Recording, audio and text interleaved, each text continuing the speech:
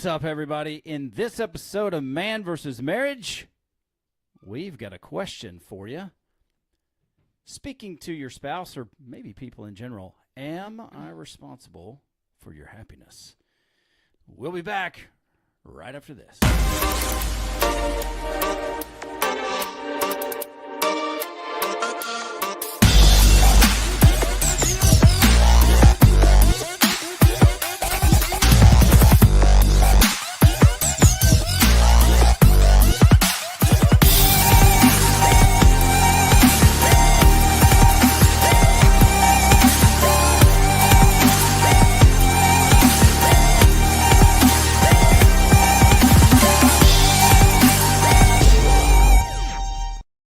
What is up, everybody? Welcome back to another episode of Man vs. Marriage.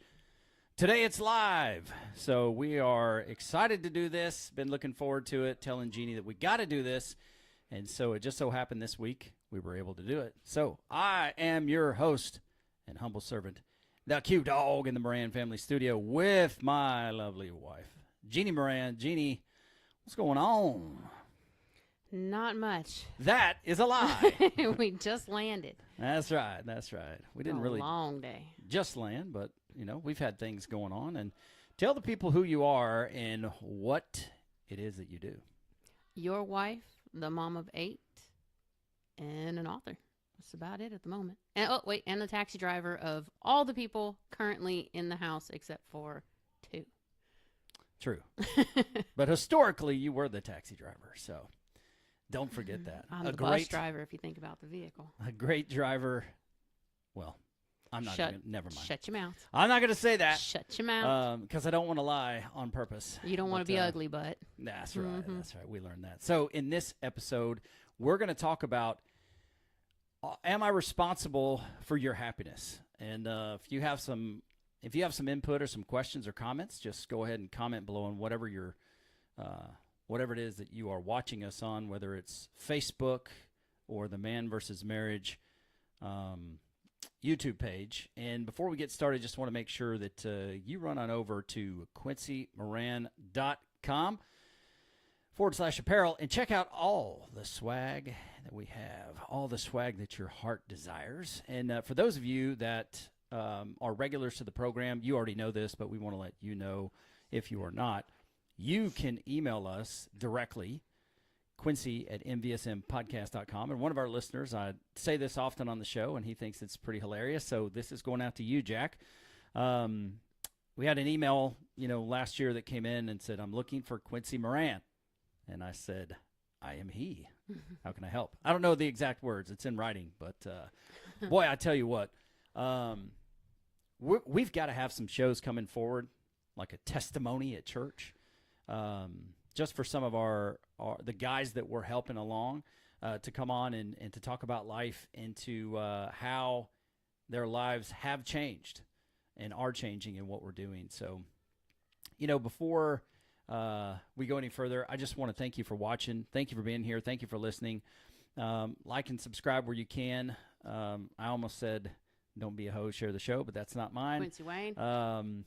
Make sure to share this with somebody else, because I think the reason we're bringing this up today is because it is a question that we continually get. It's something that, our listeners are coming to us with, so we want to bring it to you. Wanted to bring it to you live.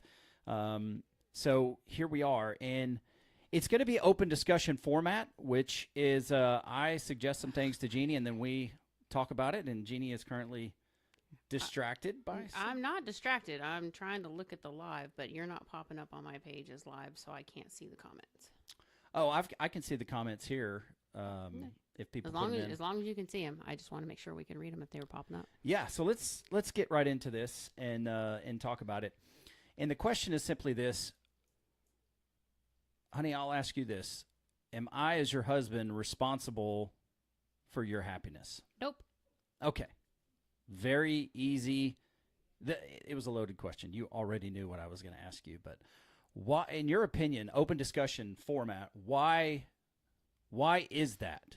Because we made some vows, and the basic vows is isn't there something about happiness in there? I've never done the classic vows when doing wedding ceremonies. Our vows are not the classic vows, but in sickness and health.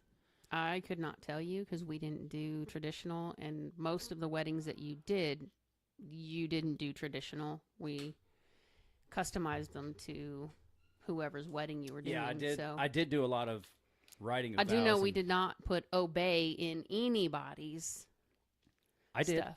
I did. I didn't. And I don't really I think didn't. I don't think there's anything wrong with that, depending on what your conviction is. I don't look at that. I don't as either. I just know it wasn't in ours. Yeah, well, we wrote from scratch. But talk to the listeners, because you provide very valuable context for the guys that listen to the show, and matter of fact, for the women as well. When you provide your point of view, so why is it not my responsibility to make you happy? Well, because you're not responsible for how I feel. You're not responsible for my emotional reactions. You're not responsible for how I feel about myself. I mean, I could be in a crappy mood because I gained 10 pounds and I'm carrying water weight. That's not your responsibility. My emotional state is not your responsibility. It's my responsibility to get out of my funk, to change my mindset. Are there things that you do to contribute? Absolutely. Are there things that you're responsible for? There are needs you're responsible for that we have agreed upon. Yeah. But as far as emotions go, no. Yeah, I mean, you have emotional needs. I have emotional needs. You have physical needs. I have physical needs. And part of our agreement in this relationship is that we will be the ones to meet those. Now, as far as happiness, and am I responsible for yours? I agree. I'm not. Are you responsible for mine? No, you're not. Are we contributors to one another? I think that's a great way to put it, because we are contributors to each other's happiness. We can also be detractors. I was going to say, you can also be a contributing factor to certain ways that people feel, but ultimately, it's my choice if I want to stay angry. It's my choice if I want to stay upset. It's my choice if I want to move forward or be happy or, all of those things. It's kind of like when people say, well, I feel like I'm in love with this person. Okay, well, what does love feel like? There's a lot of people that can't tell you what it feels like because it's not just an emotion. It's a choice. Just like every other emotion you have, you choose whether or not you stay in that state of mind. I mean, that's a fair point, and sometimes it's harder to choose than others. Mhm. But here's what I want to just really make something practical. Over the last 2 years, you've taken on gardening, right? Mhm. So It sucks in Texas so far, but I'm getting there. I'm sure there's plenty of people who do it and do it well, but it takes time. It Mother takes Nature experience. doesn't like us to garden in Texas. She Yeah. likes to mess stuff up. Well, here's the journey I'm on, and it's apparent that you just can't throw seeds and walk away. You have to invest. You have to know what you want to grow, and then you have to prepare the environment that the seeds live in order for them to grow. Now, there are extenuating circumstances, just like in life. But in order for the proper fruit or vegetable or flower to grow,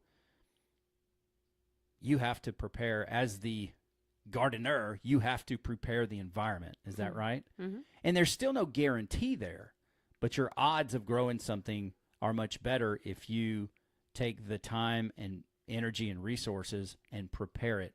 But you don't only just prepare the environment, you also have to water it, right? Well, there's also factors that are not my fault or under my control when it comes to the garden. And that's kind of where this lands is I can't control the weather any more than anybody else can. I threw seeds out there, almost 3 weeks ago, and 10 days later, we had frost on the ground. Our last frost was supposed to be the middle of March. It's April. We got frost. I had to go out and redo some things because frost will kill the seedling. I don't have control over those things. I don't. There are some contributing factors. The same with your emotions. There are some contributing factors, like the stage of life that we're in right now. My body's doing its own thing. So there are days that I might be emotional and I have no clue as to why, because my hormones are going all over the place. Are you responsible for that? No. I'm not even responsible for it. I have no control over this stage of life and what my body chooses to do. The only thing I have control of is whether or not I choose to stay in the mood once I'm aware of it. Yeah, and that can be easier said than done, to say the least. It's difficult. I mean, I can't say I've been somebody who's dealt with depression for a long time, many, many years. I can't say that on days when I'm really in a funk that I just pull right out of it. It doesn't always work that way. But I do have enough knowledge to know when I recognize it. Are there things I can do that help me get out of it? Yes. Do I make the choice to go back to bed? Or do I make the choice to try to do something to make it better? Yeah, and then just asking you this, if your garden doesn't grow, if you're not doing the work and your garden doesn't grow, is that my fault? No. No. I mean, I can encourage you to go out and tend your garden, but I can't do it for you unless I go to make it my garden. No. Maybe a poor example. But my garden. No. Obviously, all that leads to this is that in order for you to be happy, you need to create an environment within yourself that supports happiness. And what does that look like for you? I can't answer that. What does that look like for me? I must answer that. So if I'm not tending the garden, if I'm not enriching the soil, if I'm not planting the seeds, if I'm not watering and doing the work and pulling the weeds in my own life, then chances are I'm not going to be happy. And so I'll be disconnected and I'll be disappointed and I'll spend my time on my phone or my computer or lost in TV or other things because I'm not self-sufficient in happiness. I would add in my life, obviously, foundationally for me, is my faith. And so that is a foundation that really allows my happiness to thrive. Because like all of you out there, like my wife, we all have a greater calling and a purpose. And so that's somewhere to start. But if you want to be happy, then it's imperative that you set a new standard for the life that you're living and you get some awareness yourself of what am I actually doing to generate happiness within. And it's not going to be happiness 100% of the time. But if you're not willing to do the work, if you're not willing to take a look in the mirror, and you're not happy, it's your fault. Now, we all have, like the weather in your garden, I know it's a very simple example, but it rings true to life. We have situations like we've talked about that are outside of our control. And those are the things that, to me, it's brilliant that Ed Milet, I don't know if he coined the phrase, but, things are happening for you. They're not happening to you. So you don't take the victim mindset and there could be really difficult things happening in your life. But what lesson can you take from those things and how can it add to you, stretch you, grow you as a person? And those are the challenges that we've taken head on. What's interesting is if I had a podcast 15 years ago about being a great husband and a great father, I wouldn't have had credibility. No. And so if there are people on Facebook that follow me or what, wherever, and it's like, why would I watch that guy's podcast? I know about, him chasing every dream outside of the home. I know about him, not being as home as much as he should to support and love his family. I know he was out working hard to provide for them. Good guy, but not somebody I would take fatherly advice from. And so they might look at that and think of me for who I was rather than who I have become over these 15 years. And that's understandable. So how do you tell if somebody has made the change? Usually you talk to the people closest to them, and if you have interaction with them, you watch their actions and their words, and did those things line up? And there's 337 episodes on here that talk you guys through the mistakes that I've made over the last 15 years and the things that Jeannie and I have done. There are episodes on here where Jeannie and I just hash it out on the microphone, and it gets pretty sticky. But we do that to show you what is possible. And neither one of us were the best spouse or the best parent 15 years ago, because there was a lot of things going on in our There still is. relationship. I mean, we still have plenty of room to improve. We still screw up. We still have moments where we're like, crap. We have a toolbox. We never took the tools out. Yeah. We just let crap catch up to us. But again, it's hard when you're putting in the work and you know you're making changes. And then sometimes there's the spouse that is just refusing to believe or accept that change is being made. Yeah. Or that you're actually putting in the effort. Or, well, it's great now, but it's difficult. And that's kind of where the rubber meets the road. When you're the one doing the work and the person that you are trying to do the work with or for, you're supposed to be doing it for yourself. But there is an element of trying to make improvements for your family. There are elements of trying to do things better by your spouse or meeting your spouse's needs better. Those are all things that I'm talking about. And we have people that it's just like the spouse is not getting it. And the guys get really discouraged because everyone else can see it. He knows he's doing the work. We know he's doing the work. But their spouse is just not accepting or not giving full credit. Here's what you tell the guys or what we tell the guys, but you're not doing it for them. I would never tell somebody who is fighting for their marriage to give it up unless there is a real chance of someone being physically, emotionally, mentally broken, hurt.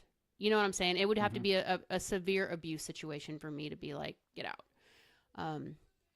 There are some circumstances where we've had conversations with people, and if y'all can't meet in the middle and it's been a certain length of time and you still can't meet in the middle, somebody needs to make a choice. Now, we don't do that. We don't make the choice for people, but that's kind of where it goes. But what we generally do is remind people that when you start doing this journey, I couldn't tell you to lose weight. I couldn't help you lose weight. I could help with buying the food. I could help with making the meals, but I'm not responsible for what you eat, when you eat, how you exercise, what time you exercise. All of those things are your choice. Do they affect me? Yes. When your health is crappy, it affects me. It affects the kids. It affects everything. But it's not my choice. Right. I'm not responsible for that. The same in this scenario. When we started getting help for our marriage, we started individually first. You were working on getting healthy. You were working on figuring out what you wanted in your job. You were figuring out what we needed at home. You were doing the things that you needed to do to be a better husband, father, and friend. I was working on how to get out of my depression. I mean, I had 8 pregnancies. I guarantee you at some point there was postpartum, but I got pregnant. 8 kids, 5 pregnancies. Sorry. See? Yeah. I've been driving too long. Hey, no. Facts matter, okay? My Facts brain. matter. Let's go. 8 kids, 5 pregnancies. I guarantee you there's postpartum in there somewhere, but we got pregnant so fast in between them, I don't think I even had time to get the postpartum blues and move forward. It was just, or maybe we're pregnant. Maybe they just strung continued along. on. It's possible. It's possible. Because it was after Mo that we finally, the rubber met the road. I mean, it was right before she was born that we really made a decision that we needed to do something different. But I think she was close to a year, maybe 2. When we finally, because we had been doing classes at that point, we had been right around doing 2 some years. other things. But when we finally had like our aha moment, our San Diego moment, I think she was almost 2. She might have been older, but here's the thing. To your credit, you're talking about a guy, men in general, just that I'm connected with, and I've been a male my whole life. That's good.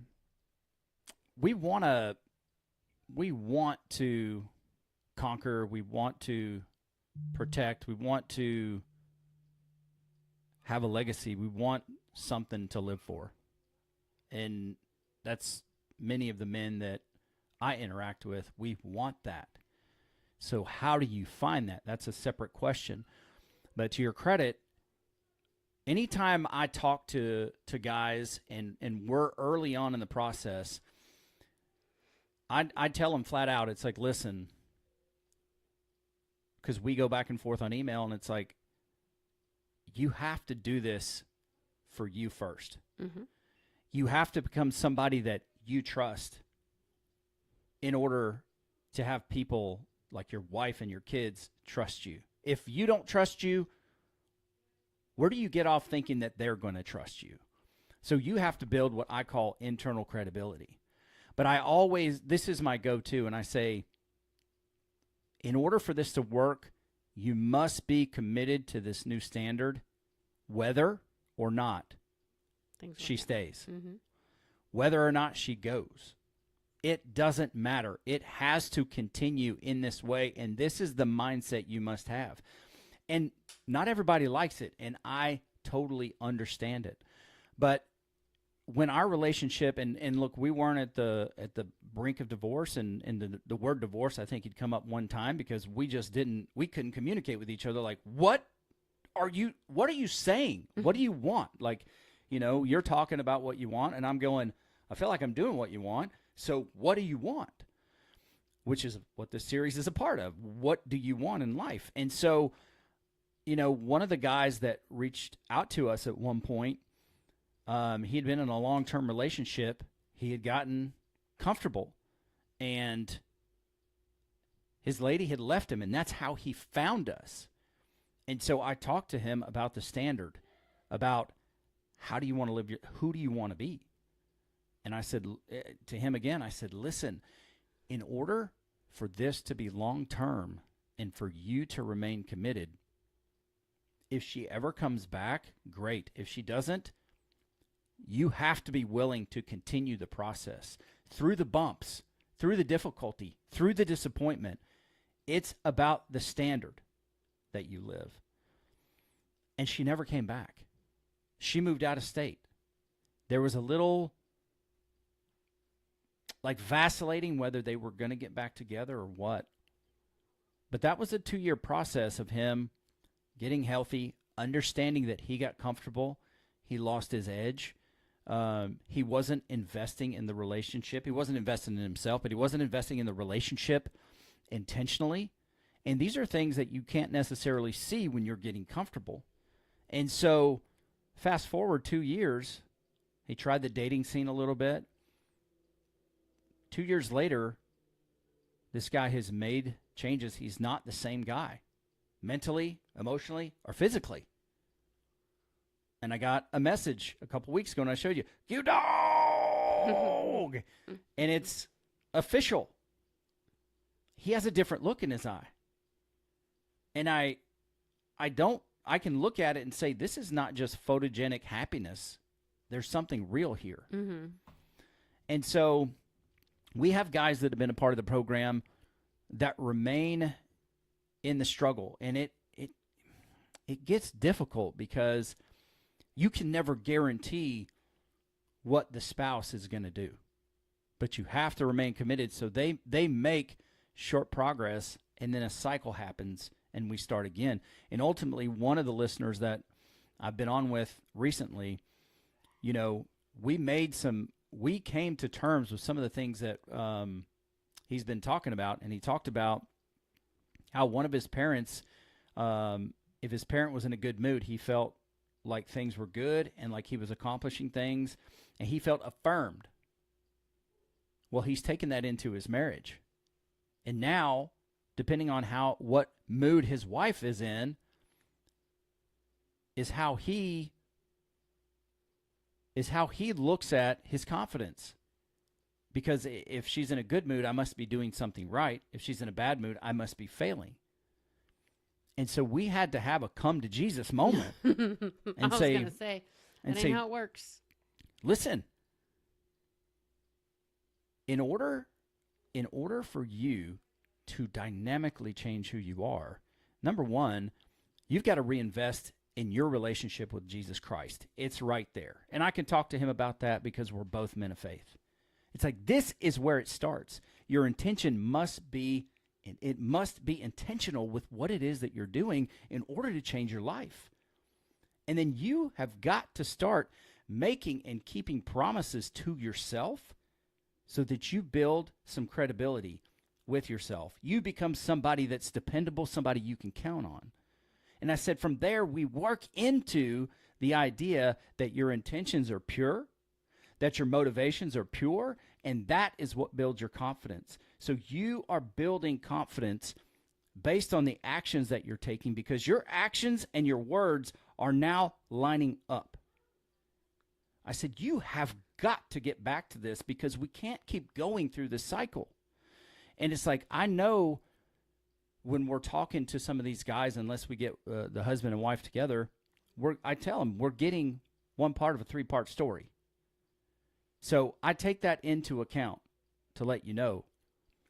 But since I have you and your focus and your ear, it's imperative that I tell you, bro, you focus on the things you can affect, you begin to change, and you come to the understanding that though you're married, your wife's whole life does not revolve around just you.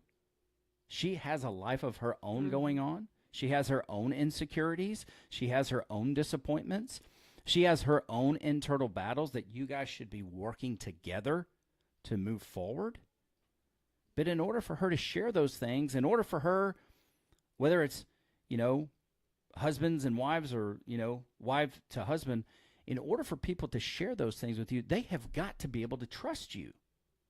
And how can they trust you? It's because your actions and your words line up to each other. So you've got to go back to the foundation and begin where we all start. If you want to know your purpose, you want to know your calling, you have a wife and you have children. That's your first ministry, is in your home. So build that and focus on the things you can affect and challenge yourself. And a lot of times I'll give guys a really simple challenge, which is for 7 days straight, do 20 push-ups. And I don't know if one guy has gotten it, because it's like, well, that's so inconsequential. I'm going to do more. But the more only happens for 2 or 3 days, and then it's wiped out and it's gone. So the things that I talk about on the program, and you know this, honey, but for the listener, the things I talk about on the program are not things that I just read in a book somewhere. For the majority of it, it is the things that I have clinically trialed on myself, that I have failed at. Because obviously I'm not perfect. I've failed at these things, but I've continued to be intentional and to move my life forward. And I search my heart. I ask God to search my heart and say, hey, what are the things in my life that you see that need to be transformed?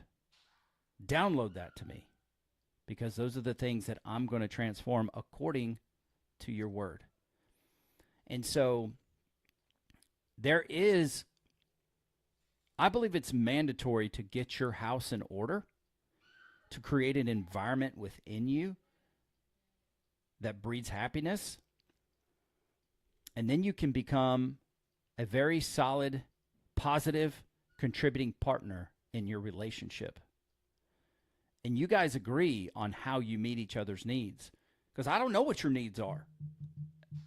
I don't know what your needs are until you tell me, until we talk about it. So I know what part I play. But I cannot be the source of your happiness or the source of your joy, because that is a recipe for failure. And so what do you do? And this is open discussion. What do you do when your spouse is not on board with that? And when your spouse is like, you're not performing and you're not living up to this, and, you know, you're not good enough, so until you do X, Y, and Z and perform in such a way that's acceptable to me, you won't get affection, you won't get sex, you won't get anything. I have words for that. Hold on, but hold I'm on. not You got to going take a tape. I'm not going to say it because I. It's on Facebook, you know, but you can keep it PG. But I mean, go ahead and give your thoughts. First of all, Whoa! I thought there was another F word coming out of your mouth. the thought had crossed my mind, but that wasn't what I was going to say. One, you don't have the right to tell somebody they're not good enough. If I'm not doing something to meet your need, it's one thing to tell me, look, this is what I'm asking you for. I'm not seeing you put in the effort. I'm not seeing this happen. Okay, we would have a discussion. But I don't withhold affection. I don't withhold sex. I don't withhold intimacy of any kind, even in-depth conversation, because it is a rooted need for both of us. Well, it's terms that we have agreed upon. True. Now, if couples want to play tit for tat, okay, well, I'm not doing this, this, and this for you, and you're not giving me affection. Well, until you give me affection, I'm not doing jack for you either. Now you've got yourself at an impasse. What are you going to do? Nobody's going to give on that scenario. Nobody is going to budge. But to put all of the emphasis on one person must do X, Y, Z, or the other one's not going to give any of their needs, I'm out. Honest to God truth, I'm out.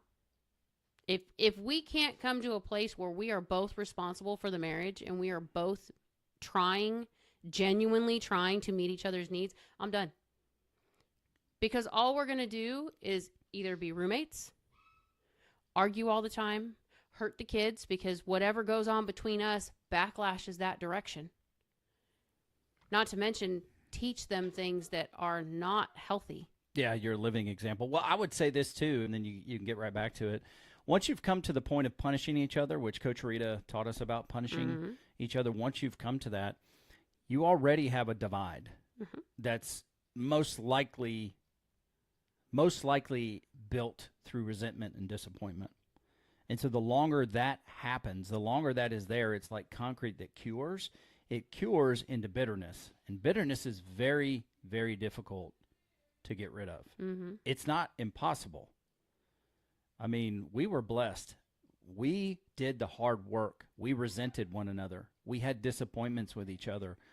We also had some resentment with ourselves because we didn't know to talk about what our needs were. So thank God we were willing. Well, but there's okay, so here's where the conflict comes in for me when we're dealing with couples.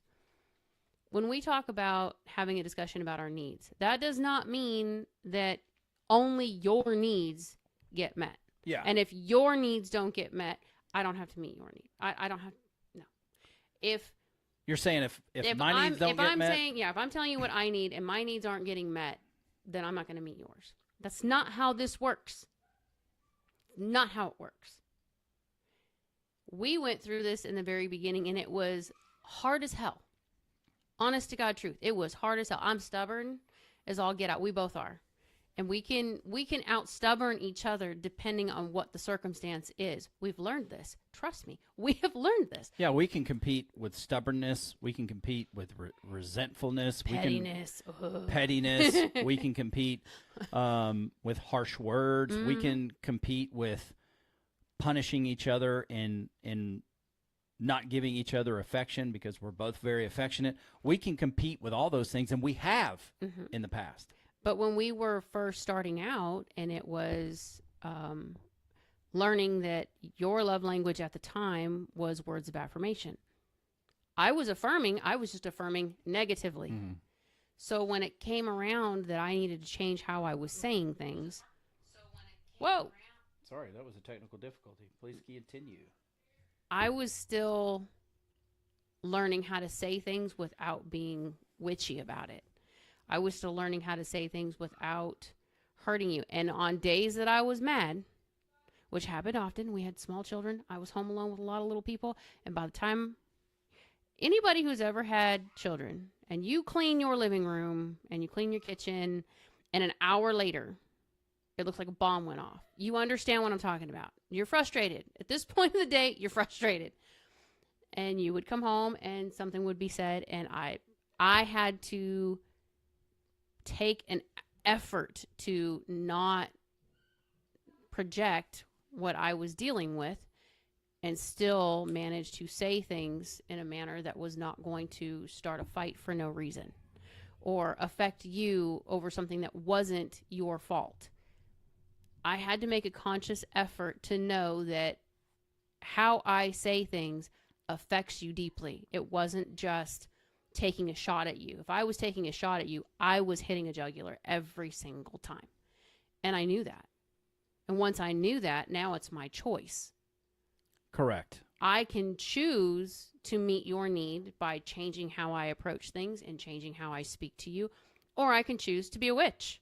You can choose the method in which you communicate. And look, I can choose the same thing. Mhm. And over the course of time, we learned that it was important. Like when I come home, we started a new routine. We made it fun. We made a game out of it. You would always get the first kiss. The kids would compete for that. And then you would get some time. I'd get some time to go, Be dad. I'd get some downtime to change and come out. You get some downtime. So we made arrangements there, and we remained faithful to that for many years, basically until today. Now, the kids they're older, so they don't run up to me like I'm a rock star anymore, which is a bummer. The dogs still do, and I yell at them, and they still come up every time. But I want to touch on a point that I think is very important because you brought it up, or you began to touch on it yourself. A lot of times when guys and gals get to our program, it's because there is a problem, and there's a problem that's been going on for some time. And so what can happen is you want to correct the problem. You want to right your wrongs so much that you overcorrect. And so now it becomes a journey rather than reuniting your relationship and reconciling. It becomes, how can I do the most possible in the shortest amount of time to prove to my wife that I'm sorry for the stupidity that's gone on, the mistakes that I've made, and now how can I chase the carrot around the track? And sometimes that's taken advantage of. Sometimes it doesn't resonate. Mm-hmm. And so, there's like a particular cycle, there's a particular journey it can go on, and thankfully, I've had a 15-year journey in order to guide them. But I think sometimes when things are so rough and you kind of get an awakening like, oh, wow, I'm responsible for a lot of this or some of this, or I'm responsible for X, Y, Z, then you try so hard. It's like going on a diet cold turkey, like a crash course diet cold turkey. It's not necessarily the healthiest thing for you, and it's not necessarily going to last. It's not going to provide you the proper benefits. And that can happen with our guys too. And they can get in this mode of thinking that it's their sole responsibility to make up for all the sins in a relationship. And I don't mean that from a religious standpoint. I just mean that from a practical Blanket standpoint. statement, Yeah. And then if it's not working or she's not reciprocating, they just continue to try harder and harder and harder, overcorrect, and now they find themselves in a place where it's like, well, what I'm doing is not working and she's not happy and it's my fault. Well, okay, so there's a couple things here. Usually when we have someone who comes to us, one of the first things we tell them is, does your spouse know that you are looking to make improvements in your marriage? Does your spouse know that you are genuinely seeking help to fix the situation? If they don't know, and you go and listen to 30 episodes and go home and all of a sudden spring 30 new tools, It's bad. it's real bad. Because most of us, myself included, I'm real suspicious. What do you want? What are you doing? Where's this going? Why are you all of a sudden trying to pull a 360 on me? Especially if you've done something that I'm already leery of, or I'm already not trusting you in something. Second, the hard part is if you do tell your spouse, which we do tell you, let your spouse know, I'm seeking help. I've reached out to these people, so that she can at least listen to the episode that you listened to that caught your attention. Maybe that will help kind of break the ground for conversation. Yeah. Or at least she knows, I'm not taking your money for this. We're basically giving you what we've done, and y'all can do with it what you will. But on the flip side of that, we've got a few people that the spouse gets mad. Like, they get genuinely pissed off because you'll start changing things, and they've gotten so used to the way things have been that they start kind of picking. Well, you're not doing that today, now are you? Like, if you miss something, let's say your goal is to send a sticky note every day or a text message every day, and you miss it one day, and then she pops off because you didn't do it today, did you? I told you weren't going to change. I told you I was going to go back. There are people who do that. I don't do well with those kind of people in my life. I get very frustrated very quickly because I know I missed today. I know I screwed up today. I'm sorry. Well, I mean, it's a work in progress. Give some grace, give some room. I think you found yourself on that side of the coin early on in this as well. Mm-hmm. I mean, we were going through this together. And there's also like a caveat for you new listeners where we offer these listeners what's called a standing outside the frame episode. Mm-hmm. And that's where the listener will write us a story about what is going on. And then I'll bring that to the program and I'll read it to Jeannie and we'll have an open discussion and just give our point of view from whatever the purview is that the letter's written from. And so a lot of times we will encourage, like you say, have your spouse listen to this episode. We've had times where the spouse has listened and emailed me back. And it was very interesting too, because the husband had a significant amount of guilt over a nothing burger. And so he wrote, we did the story. He got some really great direction out of that.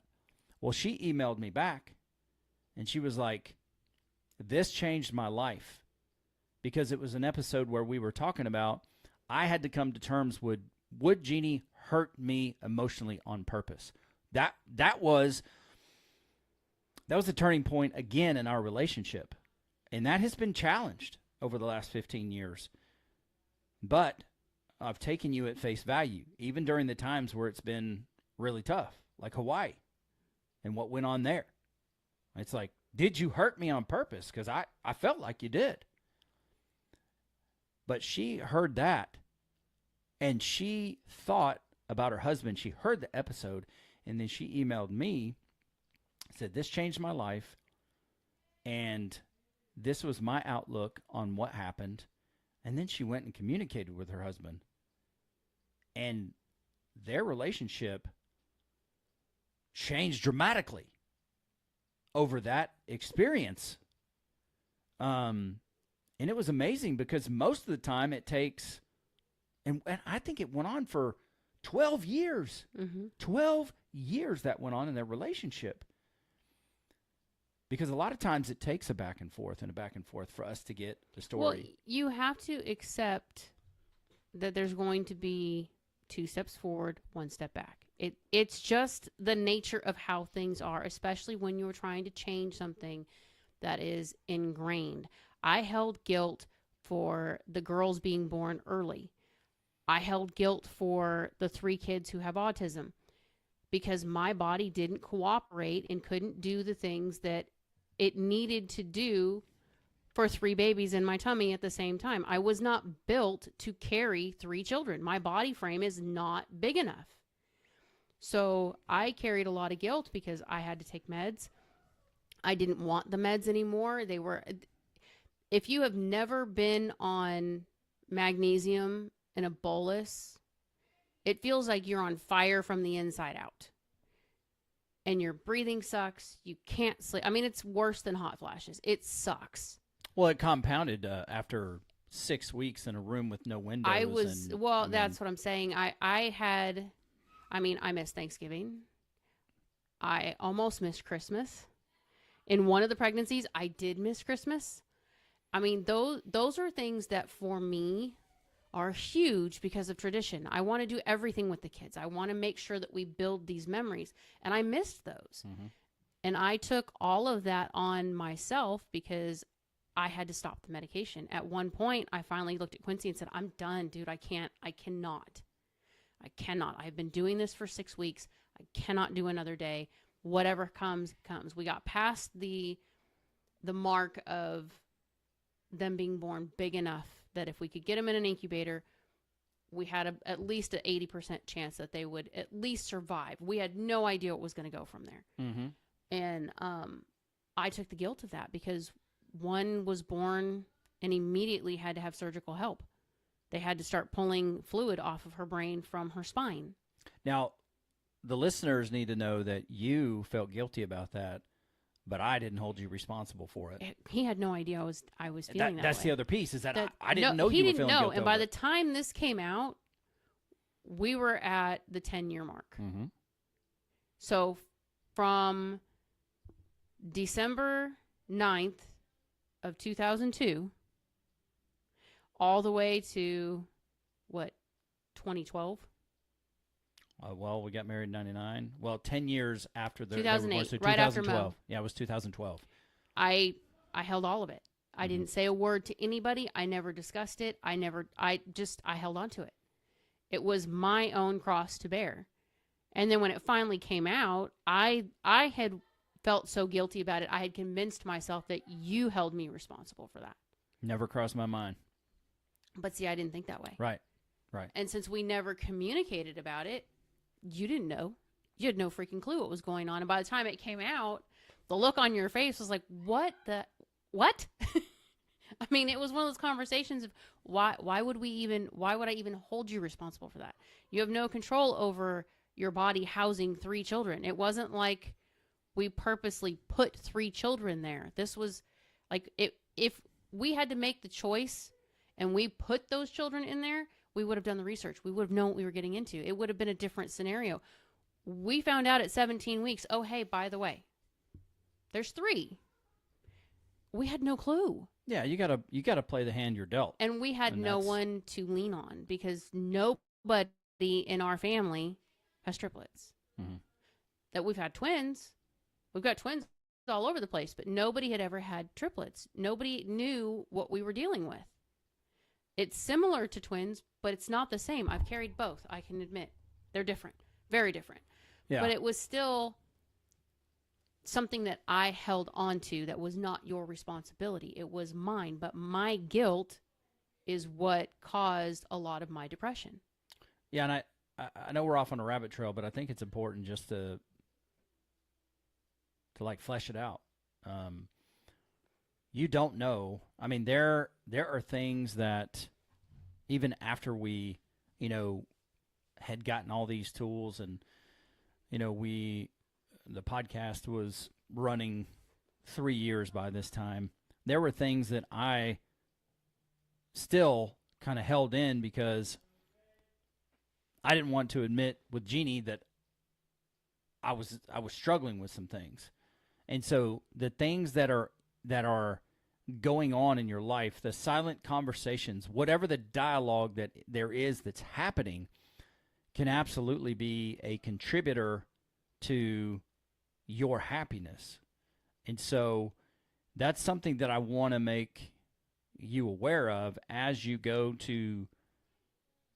on the path or further the path in changing your life. It's important that you look at what Julia Gentry talks about, which is your limiting beliefs. These are things that you believe. Maybe they happened when you were younger, and you had a misconception of what actually happened during that time, or you made yourself responsible for something that happened that was not even about you. Like with my parents' divorce, I made it about me. I don't know. I was 5 years old. I made it about me. It's like, well, why am I not good enough for you to stay married? And so then I walked out living that lie, running from that lie, trying to prove to everybody that I'm good enough, when what happened between my parents was between them. It had nothing to do with me, but it's a lie that I didn't really even know that I believed. And so when it comes to these things, like as you and your spouse begin to grow and you start to progress forward, and you get in with these, like, what do we call them? Rules of engagement. And you start to make agreements about your relationship and goals for your relationship, and you check in on one another with how you're doing, and you start to grow and develop your relationship with intention. There will be things hidden in there that come up in you. I'm not saying blame your spouse and your past for everything in your life. What happened in the past is there, and there are things you need to do to resolve them as they come up. But you have to agree once it's resolved to let it be resolved. Yes. That is the biggest hang up with if I'm responsible for your happiness. Look, the reason I brought up the guilt is because we have couples that have made mistakes. Both parties have made mistakes at some point in the marriage. Who hasn't? Okay?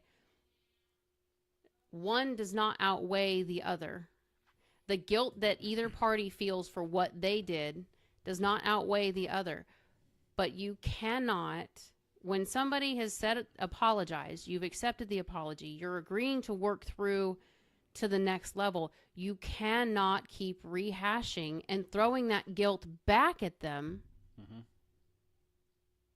when you've already agreed to move past it. That's the part that I think people miss, because now the guilty party, because they're dealing with their own guilt, they're trying to resolve their own guilt. They're trying to get past the fact that I cannot believe I screwed up this badly.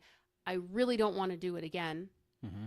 And they're working to figure out what the mindset was that made them do that. What is it about them that caused them to veer off and do something stupid? We all have those moments. Mine was alcohol. We all have those moments. Okay? But now Jack is actively, wholeheartedly invested. Counseling, working with us, doing things to get himself healthy, doing things to better his marriage, doing things to meet his wife's needs.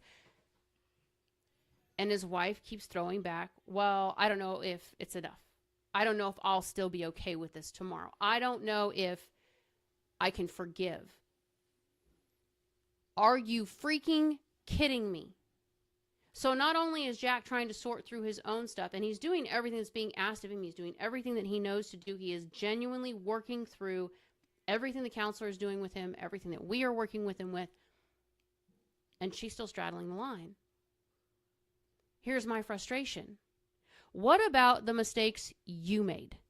At what point does your guilt count as yours? At what point do you apologize and squash what you did? Because here's the thing. This isn't how it's supposed to go. But if this was you and me, we could very easily, okay, you want to be throwing crap at me? Let me throw it right back at you. That's right. That's not what we're trying to do. That's not the goal. Well, I need you, you're meeting these needs, but now I need you to do X, Y, Z. Hold up. Hold up. Let's not be greedy. First of all, you don't use somebody's guilt and their pain against them. That's called manipulation, isn't it? It's called something, but yes, manipulation is a good word. But there's also, first of all, for Jack, if you haven't fully done it yet, forgive yourself. Irregardless if Jill does or not, forgive yourself. That's right. You've done it. You've put it down at the cross. You did what you need to do on that respect of everything. Cut it loose. As far as you were concerned, that mistake is no longer valid. It's no longer valid. Let's say you can't. I don't think you can say the mistake is no longer valid, because when you make mistakes, there's collateral damage. But what I can say is, once you have righted the wrong, you should no longer beat yourself up over it. No, and you don't allow someone else to beat you up for it. That's the biggest thing that I'm getting at, is if I can resolve in myself that I am no longer responsible for how you feel about a situation, that I have apologized, I have done everything you've asked me to do up to this point. So you've reconciled Yes. the mistake. Okay, that's helpful to know. If we have reconciled this and we have discussed this and we have agreed and I have apologized and you have accepted the apology, you have accepted that you want to work forward, move forward and change, you no longer have the right to throw that at me.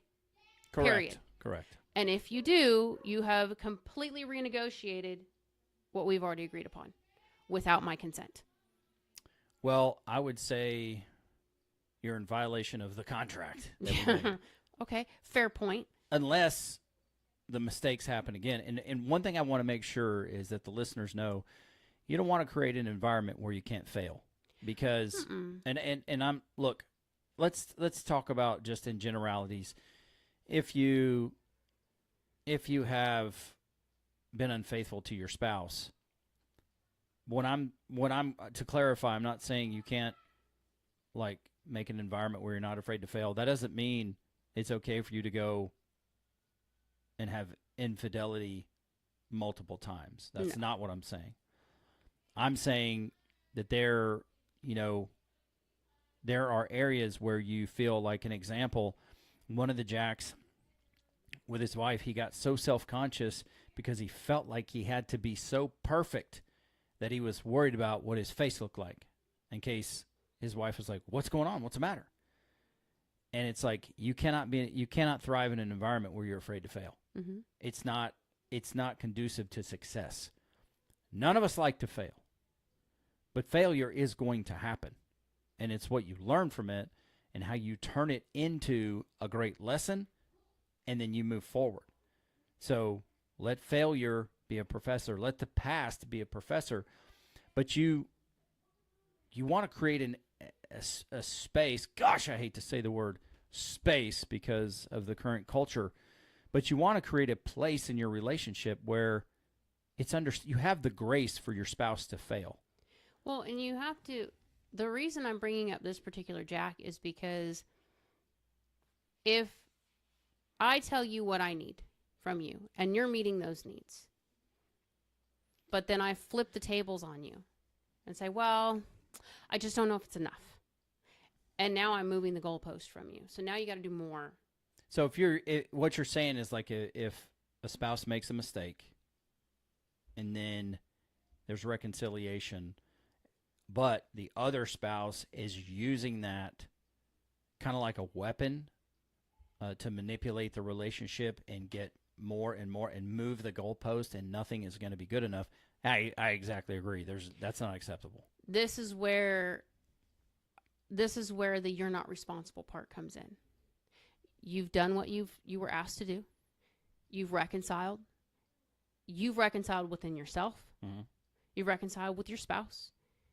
You're meeting the needs. You are doing the things that you have been asked to do, but you are doing them genuinely, not begrudgingly, because she wants me to do this, so I'm going to do it just to make her happy. We're not doing that.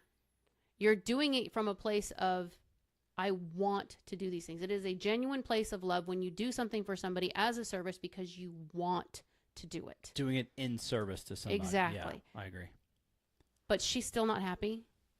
She's still bringing old crap up. She's still throwing stuff at the wall to see if it sticks. Here's the beauty in the situation. I'm really sorry that you're still struggling with this and that this is how you feel. I don't know how to help you with that. You're going to have to reconcile within yourself. I have done what you've asked me to do. I'm going to continue doing what you've asked me to do. but I will not continue to be manipulated into doing more and not getting what I need on the other side. That's the tit for tat that's been going on. There's a lot of people that we work with. It's like, how I hated this in the beginning. I will be honest with you. When Rita was like, you still have to meet his needs. I don't care how mad you are. I don't care how much you don't want to. I don't care how frustrated you are. It is a choice. You agreed to meet these needs. You cannot just one day be like, you know what? You're an ass. I'm not doing this, and pull it back. I mean, you can. You can, but I made a commitment not to. I'm not going to punish you. I'm going to talk it through with you. I might get mad. We might scream a little bit. We've had some pretty exciting, heated conversations. But we don't go to bed until it's resolved.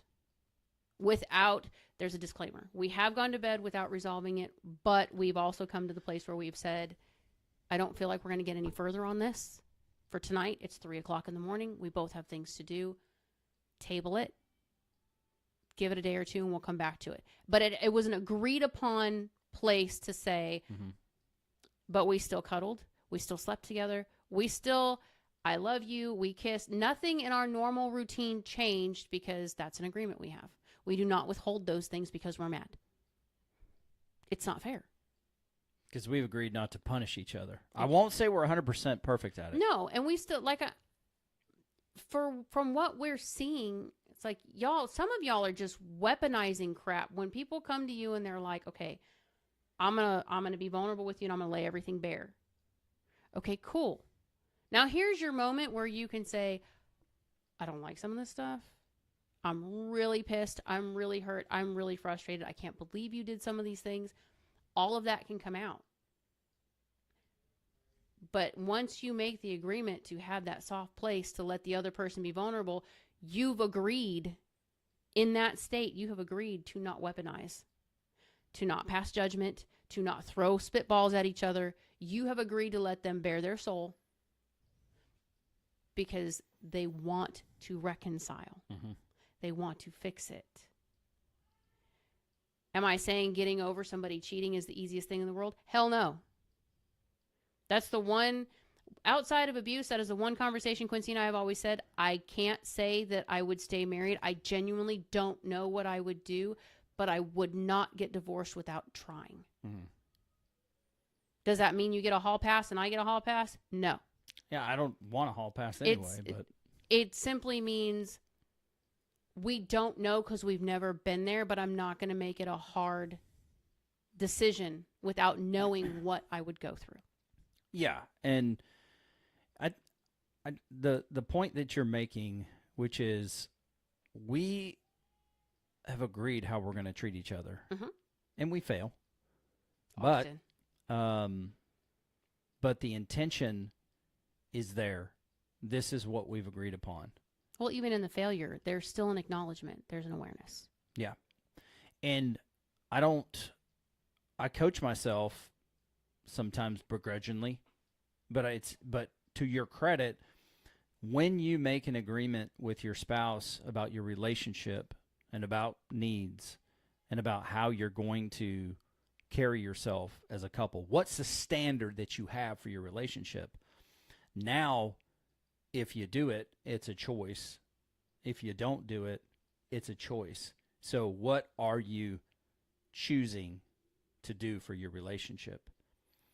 But as we start to wrap this up, I want to make sure that you guys know, I think the question, true or false, am I responsible for your happiness? It's false.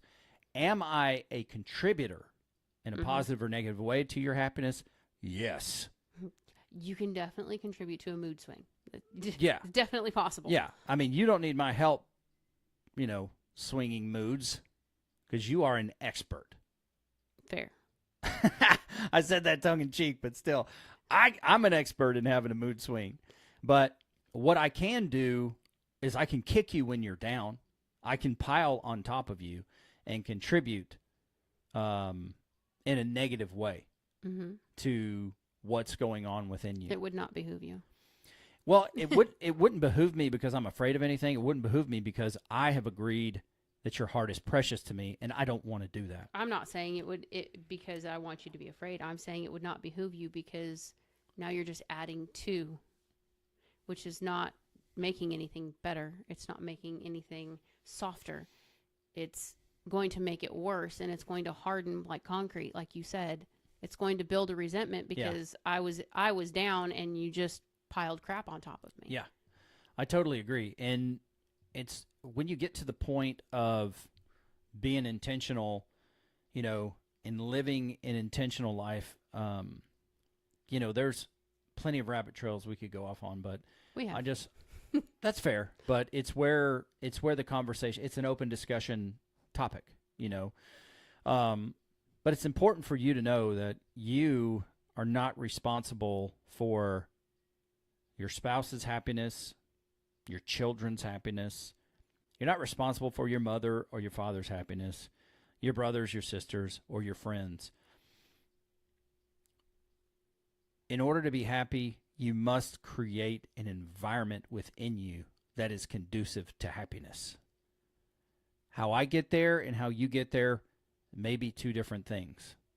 My happiness begins with my faith in Jesus Christ and knowing that I have a purpose in this world, knowing that I matter in this life, knowing that I have a calling to impact people in a positive way. And all that begins at home. That's where we're supposed to start, under this roof. You're the people I get to practice on. But that's my first and most important ministry, is how I love my family. It's the gift that I've been given by God. And so in order for me to be happy, I have got to create an environment that's conducive to happiness. And the same goes for you. If you're hiding, if you're distracted, if you're disappointed, if you have resentment going on within you, there is a way to be delivered from that. There is a way to do work and to get some of those things worked out in your life. And some of those things you can be delivered from, because Jeannie and I were. There were points in our marriage where we talked about resentment and we aired our grievances, as Coach Rita taught us, and we let things out. And by God's grace, we did not take it personal, because we're two pretty emotional people. And then there were things that, as we were committed, it was like we were committed and we showed good faith that we were willing to do it. There were things that God just wiped away out of our life, and they became a non-issue. I can't explain it any other way. Mm-hmm. I don't get it. And then there are things that he leaves us to do work on. And it's interesting, because those things that we had to do work on and that were such a challenge to us, and we couldn't see on the other side, we have now taken those things, those experiences, and we've helped people around the world from our relationship.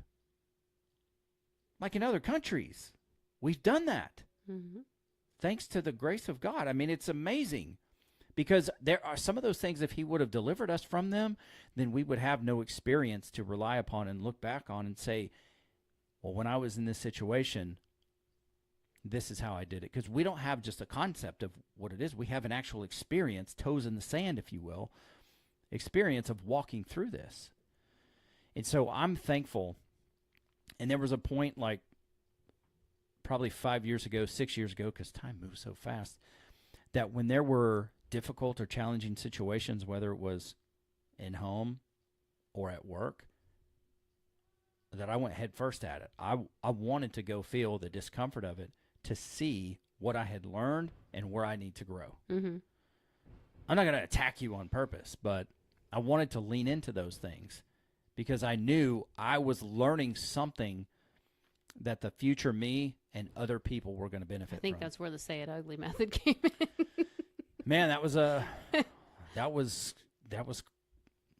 quite a moment in our relationship there again. So, I'll read this here. Who is responsible for my happiness? That's me. Create an environment that facilitates happiness. That's how you do it. You want to know how to do it? You see the email address, Quincy@mvsmpodcast.com.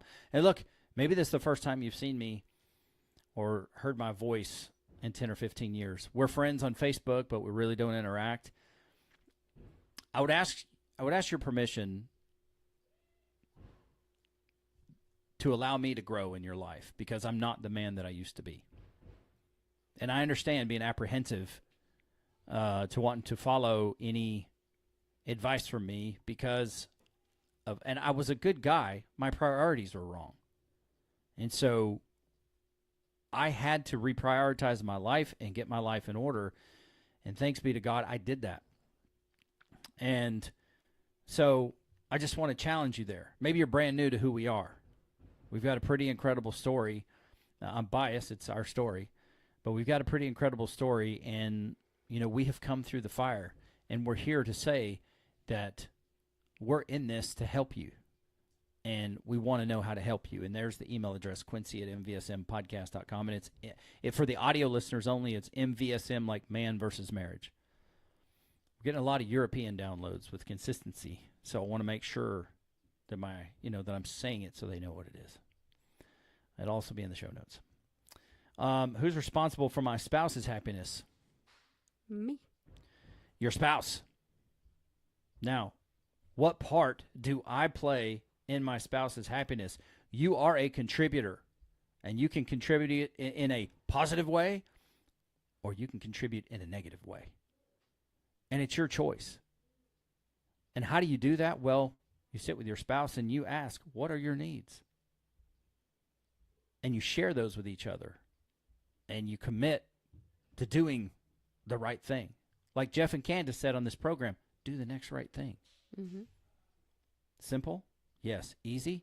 Not all the time. But do the next right thing. That's where it's at.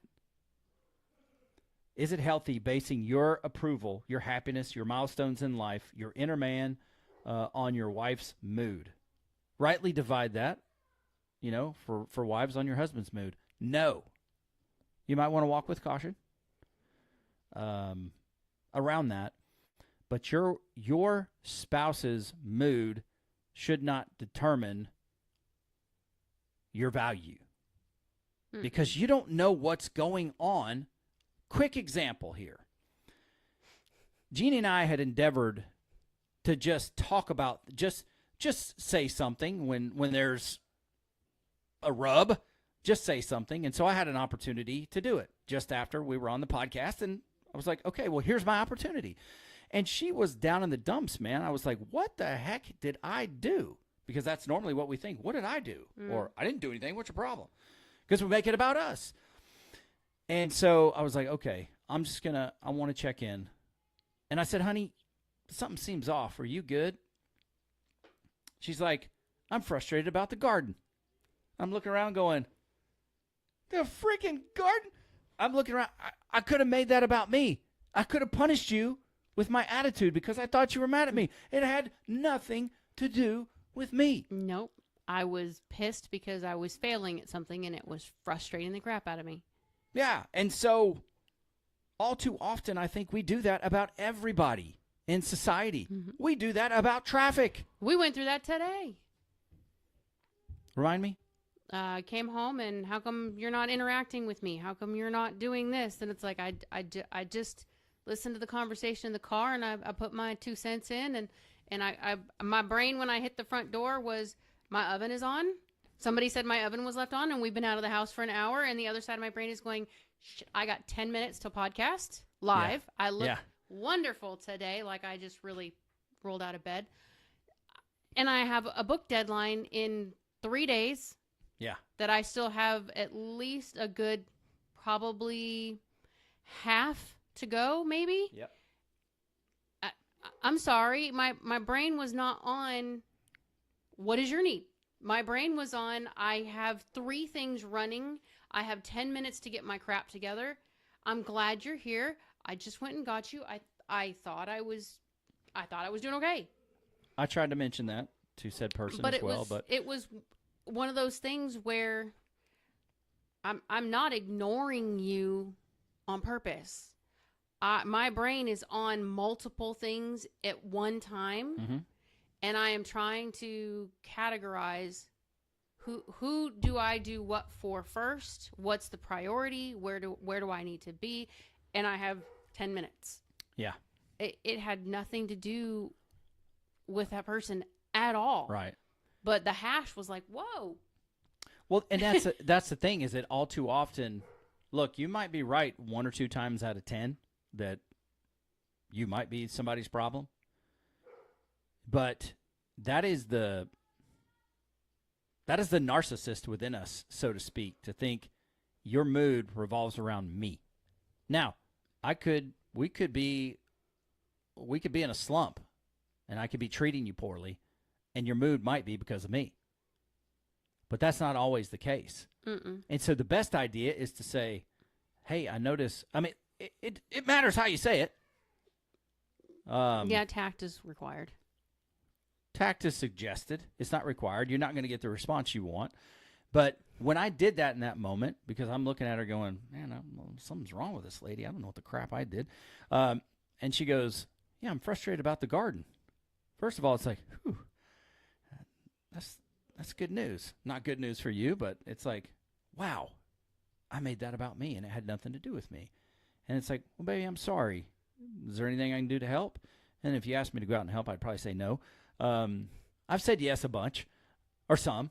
But we take, if something's going on in your life, it has to be about me because your whole world revolves around me. But that's not the case. People have their own thing going on. Say, aren't you a beautiful little sun for me to revolve around? That's good. That's good. But it's a lesson for us all to learn because there are many external contributing factors that can take possession of your attitude if you're not living an intentional life. And sometimes, whether you're being intentional or not, your attitude just sucks because that's part of being a human being. But you can learn and grow from that. You can also ask for forgiveness and reconcile over that. If you're like me, you try to make fun of yourself and say that you're pouting out loud about stuff, and you can be annoying. But through it all, you can learn, and it's... I'm laughing because you announce to the household, I'm in a mood. I'm really sorry. I have a crap attitude. Give me a few minutes. I'll get over it. Just bear with me. And everybody in the house is going, okay. Yeah. Like, we have no clue, but okay. I'm pouting for this reason, and I need to get over myself. But it happens. The thing is that you have the responsibility to create and facilitate an environment of happiness within you. And it's not Jeannie's responsibility to do that for me. I have to do the work. I've got to tend the garden. I've got to plant the seeds. I've got to water them. Whatever that looks like, I've got to be responsible for it. And I cannot hold her responsible for my foundational happiness. No, but I can, for my part, and this is something that we're both very intentional in. I can, as long as I know I've met your needs today, I have actively asked, is there anything I can do to help you? Is there anything that you need from me? As long as I am putting in that effort, whatever mood it is, you can ask him. I'm notorious for looking at him and going, you okay? Because your face is saying something different. And he's like, I'm perfectly fine. I'm a little frustrated with work or this or that. But, or I'm in pain. Or, yeah, and you're like, okay, I'm just making sure because in my head, I go through a checklist. Have I done this? Have I done this? Have I done this? And as long as I know for myself, okay, I've met everything that I have agreed is my responsibility. Now I'm just going to ask, is there anything else? Anything else? Well, I would challenge you not to go through the checklist and just ask. I do it on purpose for myself because I don't want to sit here and internally go through, did we have a conversation? Did we argue about something? Did I not make the steak today? Did I miss something that was like, well, that's why I'm challenging you to say, don't go through your checklist, and I won't go through my checklist, and let's just ask, honey, are you okay? I know that there's a problem with you asking me if I'm okay in the past, but I've been better about honestly, it. I've reworded it a little bit. Yeah, because I had a problem years ago with you asked me if I was okay, and I snapped because of my own insecurities. But with that being said, let's ask with the intention that we want to know, with good intention, with a pure motivation. And I have a motto that I developed. Here's what's really cool too. Shoot, I lost it. I heard Ed Milet say something the other day for the first time that I've said. It blew me away. I don't think he's listening to this program. But now I can't remember it. But when I do, I'm going to remind you because I was like, You fangirled over it. I did. Fanboy, fangirl. Anyway, I developed this motto because I have to coach myself to live to a particular standard because I want to challenge myself to grow. And it was this: don't do enough to get by. Do enough to get better. And I challenged my children with that as I was raising them when it comes to how they go about their work or their schooling. Because then it becomes a choice on how do you handle your business. And, I wanted to apply that method here, and this is going to sound kind of tongue-in-cheek. But if you're going through this process with your relationship and your spouse is like nagging at you or really leaning in hard on you, as we like to say in the corporate world, I'm leaning in. Don't do enough to just shut your spouse up. Do enough to honor your standard. Because if you honor your standard and what you've committed to, then you're honoring the commitment that you have made with your spouse in good faith. And that's going to go a whole lot farther than I'm just going to say whatever it takes to shut you up for now. And then hopefully you don't notice what I'm doing moving forward. So don't do enough to get by. Do enough to get better. Just another one of those mottos that I've had to use, in coaching myself forward. Because I have to hold myself accountable on the inside. Why? Because I tell you to do it. And if I'm telling you guys to do it, you better darn guarantee I'm going to do it. And that's the standard. You guys have no idea. My family has no idea, if I'm holding the line or the standard. They don't know. Yes, we do. I know what your standard is. Okay, they do know. But you don't know what I'm negotiating with myself on the inside. No, you have things that you tweak periodically where you'll notice something about yourself and you'll be like, I really want to focus on why I do that. And then I want to figure out how to change it so that I don't have this response. We see those types of things, but we know what your standard is. Your family, whether you realize it or not, we pay attention. I mean, the outside voices that said, oh, well, yeah, sure, he's changed now, but 15 years in running and there's been no but. Quincy's flipped, and we're moving. And we don't do this anymore, and we don't do that anymore. And now we've adopted this habit, and we've adopted that habit, and they're healthy habits. And when you don't do them, or we notice, perfect example, when you were getting ready to go into your surgery, the girls and I talked, and it was like, what could we do that's going to help Daddy get through this? What does Daddy need that keeps Daddy in a good, healthy mindset? Daddy needs to work out. Daddy needs to be able to work out. Can't drive, can't get him. I'm not taking you at 5 o'clock in the morning to go to the gym. We're not going at 10 o'clock at night to the gym because of situations. So it was like, okay. So for you, we went and got equipment for the garage so that when you felt strong enough, when you started, because we've been through surgeries before, it messes with your head. When you're sitting idle, when you can't go to work, when you can't help people do things, you have to let people do things for you. These are things that are a struggle. Yeah. We all know this. But you know what helps? When Daddy can go in the gym and he can lift weights for 10 minutes and feel strong again, even if it's just doing 1 or 2 exercises. It's enough to get your brain wrapped around feeling strong again. We know these things. This is your standard. This is what you need to feel healthy and whole. We watch. We pay attention. You may think that your spouse doesn't notice, and they may act like you're not, or they don't notice. I call BS. I will throw the card down every single time. I call BS. We notice when you do something different.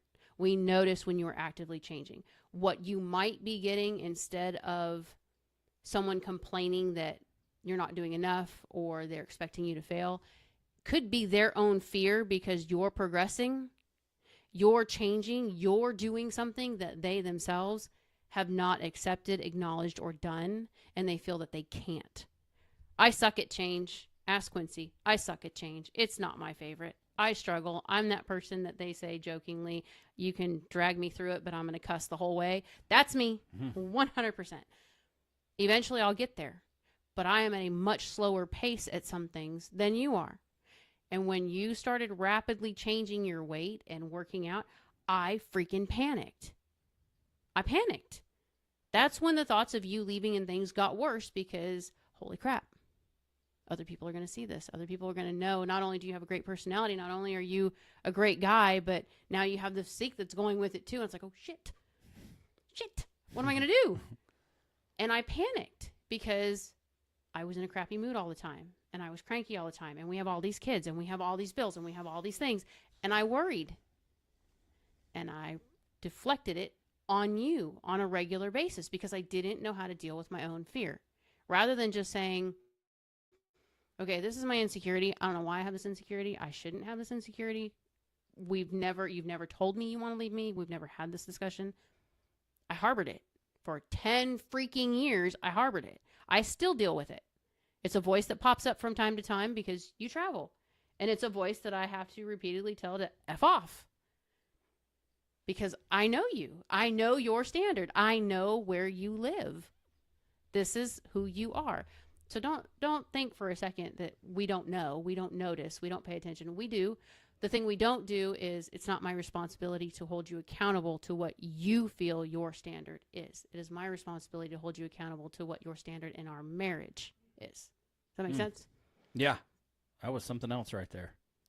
I just blew your mind. I can see it on your face. You honored me. You're welcome. And I appreciate that. Because that wasn't scripted. That was just from your heart. So none of you. this is scripted. Sorry, guys. Well, We're off the cuff for the most part. No, it's an open discussion, so it's what it's supposed to be. But thank you. That means the world to me. You don't give compliments out. No, I don't. I don't brown nose anybody.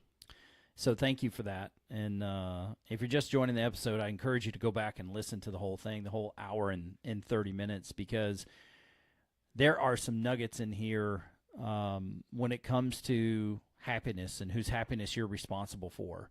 And if you want to find out how to be happiness, we have shared that with you in this program. And if you find yourself in a place where you're unhappy and you're disappointed and you don't know which way to turn, or you don't know how to turn that around, we are here for you. We are here for you. The email is quincy@mvsmpodcast.com. And we don't have all the answers, but we sure as heck have the framework to help you get pointed in the right direction, and we'll support you the entire way. As long as you might have us. Some people don't have us anymore because they weren't happy with the framework. We're not always easy to take, but well, and I want to honor you back and say that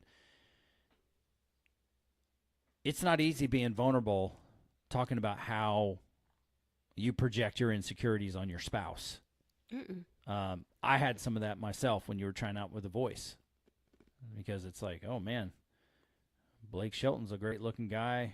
Adam Levine, great looking guy. They got all the money. They sing. Why the heck do I matter anymore? And that was my own insecurities, and I was projecting it. Thank God for PJ. She slapped me around, and she's like, what are you talking about, dude? PJ will tell you, there are people that will tell you, ask majority of my friends, they get sick of me talking about you. But I will tell you that those same friends tell their own children and other people, I got the good one. I got the good one. She's got one of the better ones. She's got one of the good ones. So, well, and I appreciate that, and it's hard for me to take a compliment. But I was a good guy, but I wasn't the good one when we got together. Young, immature, etc. But I didn't have a standard for my life. we do what we see. And it wasn't until I was introduced to, hey, you can actually, you don't, and this is another motto, who you are isn't who you have to be. And I didn't know that. And so when I found that out, I started to run towards it, because what my wife and my kids think and believe about me, what the impact that I make on their lives, matters the most to me out of anything in the world. And I don't do it in a way just to manipulate you guys. I do it because I want it to be eternally impactful to you guys. And I hope there are things that they learn as they go out and make their own life that will encourage them to live a certain standard. Not an expectation that nobody can meet, but just to say, this is how I'm going to live my life. Because I want to be a positive impact on people. And the dogs. The dogs are here. I'm going to be an impact. It's going to be about a size 8. Well, honey, thank you for being vulnerable and for doing this show. This is not an easy show to articulate, because ultimately we might think that we are responsible for our spouse's happiness, when in reality we are a contributor to it, whether it's a positive or negative. But ultimately, happiness is in the body of the beholder. And that's where the work has to begin. And so I want to thank you guys, the listener, for tuning in and for following along. We would love to hear what your feedback is and how we can help you. It's Quincy@mvsmpodcast.com. And because this particular program has made an impact on your life, I really encourage you to be bold enough to go and wear Man versus Marriage clothing. I mean, if it's not a dog, it's a cat. That's what I'm laughing at. He's outside the door screaming. Or it's a kid kicking a door, whatever. Yeah, it's just the normal noises that come around the Moran family studio. And maybe that changes someday, and maybe it doesn't. In the meantime, please go to quincymoran.com/apparel, and you will see all of the brands that we offer to impact your life and culture. Be bold enough to go out and wear that in public, and then give a testimony about how this program has impacted your life. And I think it's important that you do that. You go out there and talk to people about how your life has changed. Just give your story. That's it. That's what we do on this program, and we try to help you in every possible way that we can. Any final words, my love? Nope. I think we covered everything and then some. Yeah, I agree. And I was trying to show some other stuff up here, but StreamYard just ain't having it right now. So with that, I'm going to say she is Jeannie Moran. I am Quincy Moran. And it is a privilege to speak to you. And this, my friends, is Man versus Marriage, the podcast.